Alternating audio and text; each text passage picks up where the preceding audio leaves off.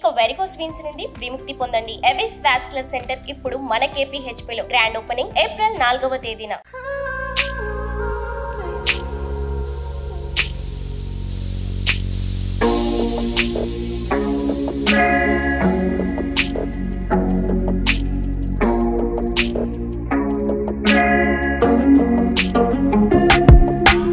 నమస్కారం.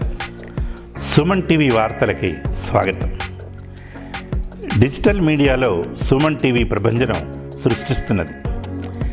ఎవరి మొబైల్లో చూసినా సుమన్ టీవీ ఇంటర్వ్యూలే కనబడుతున్నాయి. వందలాది యూట్యూబ్ ఛానల్స్ వస్తున్నా సుమన్ టీవీ ధాటికి తట్టుకోలేని పరిస్థితే. ఇందుకు సుమన్ టీవీ యాజమాన్యాన్ని అభినందించి తీరవలసిందే. సూపర్ సార్, అప్పుడు చదివి వింటున్నట్టే అనిపిస్తుంది.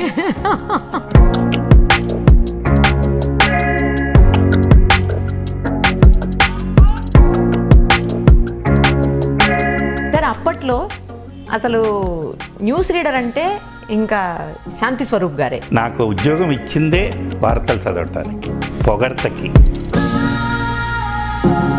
నేనేమాత్రం అర్హుణ్ణి కాదు. ప్రేక్షకులే ఆశీర్వదించి అప్పుడు అభిమానించి ఆదరించారు.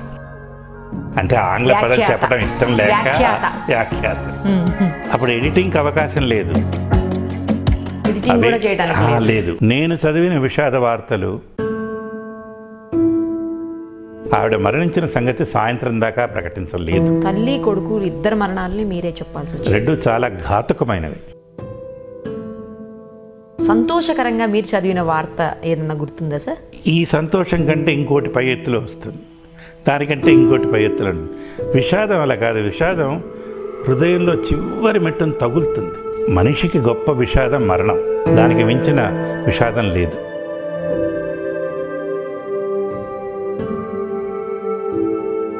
చివరిలో దేవుడు ఏంటంటే తనకి తెలియకుండా బ్లడ్ క్యాన్సర్ వచ్చింది, లుకేమియా అంటారు. 10 ఏళ్ళు యుద్ధం చేశాం. పిల్లలిద్దరూ వస్తారా అని అడిగింది 2 రోజులు ముందు. అయ్యో అదేంటి, వాళ్ళు వచ్చేదాకా ఉంటానంటావా అని. పిచ్చిగా మాట్లాడు, కళ్యాణ్ లేదు. 2 పిల్లల్ని చేతితో పట్టుకుని నేను మంచం అలా కూర్చున్నాను. ఆడిస్తాడు ఆట.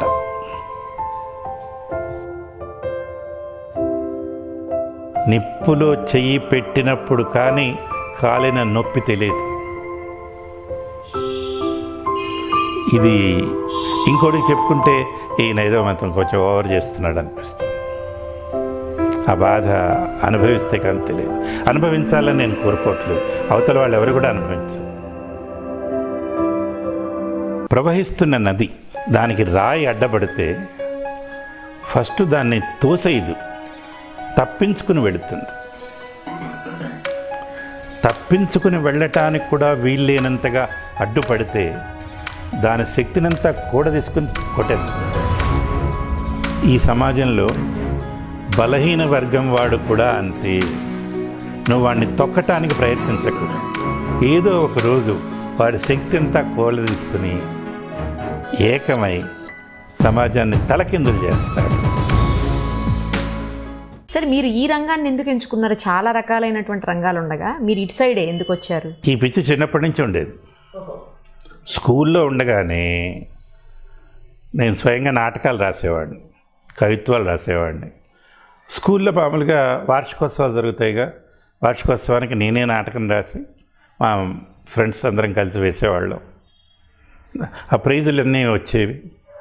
ఆ ప్రైజులన్నీ మా హెడ్ మాస్టర్ గారు ఇంకా నాకంటే చాలా చాలా పెద్ద ఆయన, చాలా ప్రేమించారు, నన్ను అభిమానించారు. ఒరే నీకేం ప్రైజులు కావాలో నువ్వే కొనుక్కో అన్నారు. నేను వెళ్ళి అన్ని పుస్తకాలు తెచ్చుకున్నాను. రవీంద్రనాథ్ ఠాగూర్ పుస్తకాలు, రామకృష్ణ పరమహంసవి, వివేకానందుడివి. అంటే ఆలోచన ధోరణి చెప్తున్నాను, అలా ఉండేది. గ్రేట్. అవన్నీ తెచ్చుకున్నాను. వీటితో పాటు అంటే మీకు నవ్వు వస్తుందేమో ఒక చిన్న నాకు కోరిక ఉండేది. మేము చిక్కడపల్లిలో పుట్టి పెరిగానమ్మా. మా ఇల్లు ఉంది, ఇప్పటికీ ఉంది అక్కడ. మా ఇంటికి పక్క వీధిలోనే మా స్కూల్ ఉండేది. ఆ స్కూలు మొదలైంది కూడా నాతోటే. ఆ అడ్మిషన్ నెంబర్ నాది 1, హెడ్ మాస్టర్ గారు అమ్మాయిది 2. అంటే అప్పట్లో స్కూల్కి పంపించేవాళ్ళు కాదు. ఆయన ఇల్లు తిరిగి పిల్లల్ని తీసుకెళ్ళారు. అక్కడ చేరాం. దాంట్లో అట్లా చేర్చి నాటకాలు అవన్నీ చేసిన తర్వాత ఆయన చేసి నాకేంటంటే స్కూల్కి మధ్యాహ్నం టిఫిన్ కట్టుకెళ్ళి స్కూల్లో తినాలి, అది పెద్ద కోరిక. మా అమ్మ ఒప్పుకునేది కాదు. అంటే మా నాన్నగారు లేరు, చిన్నప్పుడే చనిపోయారు. మా ఇల్లు కడుతూ పడిపోయారు ఆయన ఇంజనీర్, అప్పట్లోనే అమెరికా వెళ్ళొచ్చారు. సాయిల్ మెకానిక్ రీసెర్చ్ ల్యాబ్స్ అని ఉన్నాయి, దాని డైరెక్టర్గా చేసేవారు. మా ఇల్లు కడుతూ పడిపోయారు, యాక్సిడెంటల్గా పడిపోయారు. అది 58లో జరిగింది, 1958. అంటే ఇలా చెప్తూ పోతే మన చరిత్ర వెనక్కి వెళ్ళిపోతామని. అలా చేసిన తర్వాత మేము అందుకని నేను పెద్ద కుట్ర లాంటి ప్లాన్ వేశాను. మా హెడ్ మాస్టర్ గారి దగ్గరికి వెళ్ళి, సార్ లంచ్ టైంలో పిల్లలందరూ బయటికి వెళ్ళి ఆడుతున్నారు, వీళ్ళకి బదులు మనం మ్యాగజైన్స్ పెట్టి ఓ లైబ్రరీ పెడదామని. అని ఏం చేస్తారు ఆ లైబ్రరీ పెడితే పిల్లలు కాసేపు చదువుకుంటారు సార్ అందరూ. సరే ట్రై చేయి అంటే నేను కూర్చుంటానన్నాను లైబ్రరీలో. అసలు నా ఉద్దేశం ఏంటి, ఆ లైబ్రరీలో కూర్చుంటే ఇంటి నుంచి క్యారియర్ తెచ్చుకు తినొచ్చు. ఓకే, అది ఒక ఆలోచన. సరే ఒక 2 రోజులు నడిచింది అలాగా. ఈ పిల్లలందరూ ఏంటి ఆ పుస్తకాలు తీసుకున్నారో వాళ్ళు అక్కడ అందరూ వచ్చి కూర్చొని అల్లరి చేయటం మొదలుపెట్టారు. తర్వాత నాకంటే నేను అప్పుడు 8th క్లాస్లోనే అంతలో ఉన్నా. 10th క్లాస్ పిల్లలు వచ్చి నన్ను బయటికి వెళ్ళగొడతా అంటారు.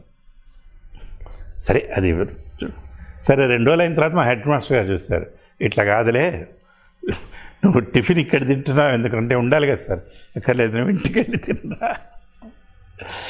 అలాగా నేను టిఫిన్ తినాలి అన్న కోరిక 2 రోజులకు పరిమితమైంది. ఏం చదువుకున్నారు సార్ మీరు? నేను బీఎస్సీ చదివానమ్మా, తర్వాత ఎంఏ చేశాను. తర్వాత ఉద్యోగానికి దీనికి సంబంధం లేని డిప్లొమాలు చేశాను. Diploma in marketing management, advertising, public relations.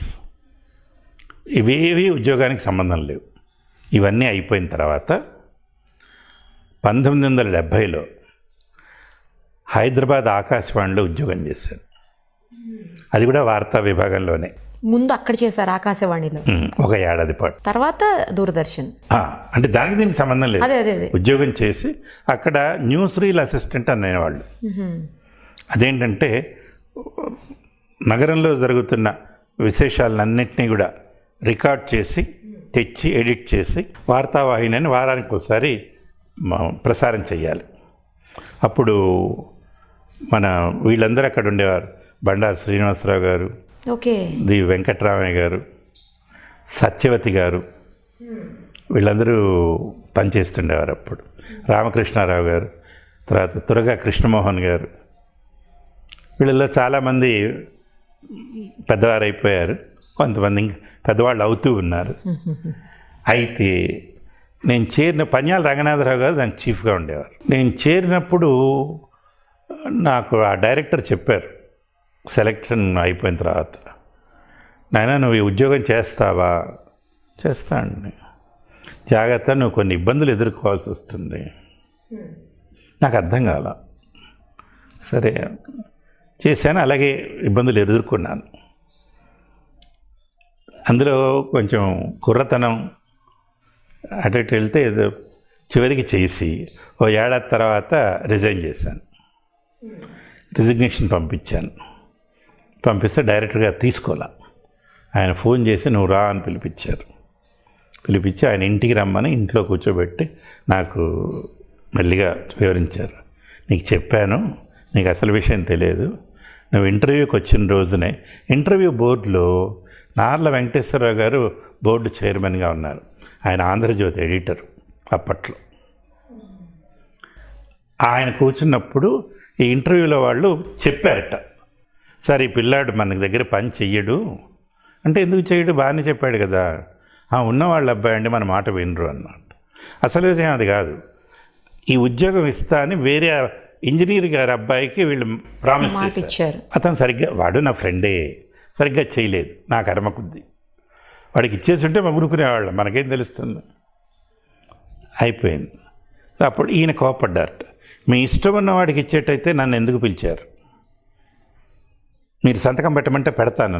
వీళ్ళ భయం ఇవాళ పెట్టి రేపు పేపర్లో రాస్తే అందులో నార్లవారి మాట చిన్న మాట కాదు, అందుకని వీళ్ళు చెప్పారు. అది డైరెక్టర్ గారికి తెలుసు. అది 1 ఏడాది తర్వాత ప్రొబేషనరీ పీరియడ్ అని ఉంటుంది, నన్ను కన్ఫర్మ్ చేయాలి. అది కన్ఫర్మ్ చేస్తే నేను అందులోనే ఉండేవాడిని. నేను వద్దండి, వదిలేశాను. సరే అది వదిలేసి ఈయన చెప్పారు, నాయన ఉద్యోగం రావటం అంత తేలిక కాదు, నీకు వచ్చిందంటే సార్ నా వల్ల కాదు, నేను చేస్తాను, ఆలోచించుకోమని 40 రోజులు అట్టి పెట్టారు. తర్వాత రిజైన్ చేశాను. రిజైన్ చేసి అప్పటికి 72 ఎంఏ చేశాను నేను. తర్వాత 72లో ఈ వాణిజ్య ప్రసారాలు ప్రారంభమైనాయి. అంటే వివిధ భారతి రేడియోలో, అంటే ఈ చీర కొనండి, ఈ సినిమా చూడండి, యాడ్స్. ఓ వాణిజ్య ప్రసారాలు అంటే అర్థం కాలే, యాడ్స్ అనమాట. తప్పు నాదేలేండి. Commercials okay ప్రారంభమైనాయి. వాటికి రికార్డింగ్స్ అన్నీ కూడా స్టూడియోలో జరిగేవి కాదు, బయట ప్రైవేట్ ఏజెన్సీలు చేసేవి.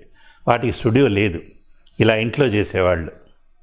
రికార్డ్ చేయాలంటే చప్పుడు లేకుండా చెయ్యాలి, అర్ధరాత్రి చేసేవారు ఊరవతల. అది కూడా నేను మొదలు పెడితే అక్కడ ఏదో కుక్క పిల్ల అరిచేది, అది ఆగిపోయిన తర్వాత నేను మొదలు పెట్టాలి. ఇవన్నీ అంటే ఎంత 15 సెకండ్లు 30 సెకండ్లు. వీటిల్లో మధ్యలో నేను, తర్వాత ఇంకో ఆడగొంతు, వీళ్ళల్లో పాడేవాళ్ళు చాలామంది ఉన్నారు, చెప్పేవాళ్ళు ఉన్నారు. ఈ చెప్పేవాళ్ళల్లో చాలామంది ఉండేవారు, రూపకళా మస్తాన్ రావు అని, శోభా శంకర్ అని, ప్రజ్ఞాని, వీళ్ళతో పాటు రోజారాణి కూడా వచ్చేవారు. ఓకే, వాళ్ళ నాన్నగారు కూడా వచ్చేవాళ్ళు, నమస్కారం అనేవాళ్ళు, చదివేవాళ్ళు, వెళ్ళిపోయేవాళ్ళు. అంతకు మించి ఒక అంగుళం కూడా ముందుకేం లేదు, నమస్కారాలే అంతే. అలా అవి 2-3 ఏళ్ళు చేశాను. చేస్తున్నప్పుడు నాకు ప్రగాఢమైన నమ్మకం ఒకటి ఉండేది, ఏదో ఒకరోజు హైదరాబాద్కి టీవీ వస్తుంది, నేను టీవీలో పనిచేస్తాను అని అక్కడ చెప్పేవాడిని. మా వాళ్ళు నమ్మేవాళ్ళు, మడికి కొంచెం ఎక్కడొస్తుంది ఏంటి అలా అనుకుంటున్న టైంలో ఈ సైట్ అండ్ ప్రోగ్రామ్ చెప్పారు, అది ప్రారంభమైంది. మమ్మల్ని పిలిచారు, వచ్చి మీరు వీటిల్లో పాల్గొనండి అని. అలా మొదలైంది. అలా వచ్చి ఉద్యోగం వచ్చింది, వార్తలు చదవమని ఉద్యోగం ఇచ్చారు. నాకు ఉద్యోగం వచ్చిన తర్వాత రోజారాణికి ఈ పరిచయకర్త అంటే మనం వ్యాఖ్యాత అంటాం, అప్పట్లో అనౌన్సర్ అనేవాళ్ళు, ఆ ఉద్యోగం వచ్చింది. తను వచ్చి చేసేది, తను ఉద్యోగం వచ్చిందని చూపించింది. అంటే ఓ సంతోషం, ఒకే చోట పని చేయొచ్చు అని. ఒకే చోట పని చేయొచ్చు అనుకున్నాం, కానీ ఒకటే బంధం అయిపోతుందని నన్ను అప్పుడు అనిపించలేదు. ఆ తర్వాత అలాగే అంటే మా ఇద్దరికి కామన్గా ఇంకో ఫ్రెండ్ ఉండేవాడు, శశిధర్ అని, రైటర్. బాగా వాడే చేతి రాత ముత్యాలు చాలా బాగుండేవి. మేము ముగ్గురం కలిసి వచ్చేవాళ్ళం, అందరం చిక్కడపల్లిలోనే ఉండేవాళ్ళం. అలా పరిచయం పెరిగి స్నేహం ప్రేమగా మారి ప్రేమ పెళ్లి బంధంతో ముడిపడింది. అంటే ప్రేమగా చెప్పుకోలేదు, అది గమ్మత్తు. పెళ్ళి అయిన తర్వాత తెలిసిన ఇంకో గమ్మత్తు ఏంటంటే, ఆ అమ్మాయి నా చిన్నప్పటి స్నేహితుడు చెల్లెలు, అది అంతకుముందు తెలియదు. వాడు పెళ్ళి మాట్లాడటానికి వచ్చినప్పుడు వీడు వచ్చాడు, ఇట్లా నువ్వు వచ్చావంటే బేబీ మా చెల్లెలే కదా అన్నాడు. అంటే తన బేబీ అనేవాళ్ళు ఇంట్లో. అదేంటి మా ఆఖరి చెల్లెలు ఎక్కడ సరిపోయింది. సరే అలా పెళ్ళయింది, అలా జరిగింది. మీరు ఫస్ట్ తీసుకున్న శాలరీ ఎంత సార్? లాస్ట్ మీరు రిటైర్ అయ్యే ముందు తీసుకున్న శాలరీ ఎంత? మొట్టమొదట చేతికి వచ్చింది 3,000 ఉంటుంది, ఇది దూరదర్శన్లో. చివరికి వచ్చింది 1,50,000, అంటే 2011. అంటే ఎప్పటికప్పుడు ఇవి ఉంటాయి, మన పే రివిజన్ కమిటీసు, హైక్స్ ఉంటాయి. దానివల్ల ఇవాళ సంతోషం ఏంటంటే, అంటే నిజానికి ఉద్యోగాలు లేవు. ఎవరైనా కొత్తగా అవకాశం చేరితే మొదట్లోనే వాళ్ళకి 1,00,000 రూపాయలు వస్తాయి. అవునా? కానీ కొంచెం కష్టంగానే ఉంది, అవకాశాలు తక్కువ వస్తాయి. ప్రైవేట్ ఛానల్స్ వేరే, వాటి తీరుతెన్నులు వేరే. సుమన్ టీవీలో మీ పర్సనల్ అండ్ బిజినెస్ ప్రమోషన్స్ కోసం కింది నెంబర్కి కాంటాక్ట్ చేయండి.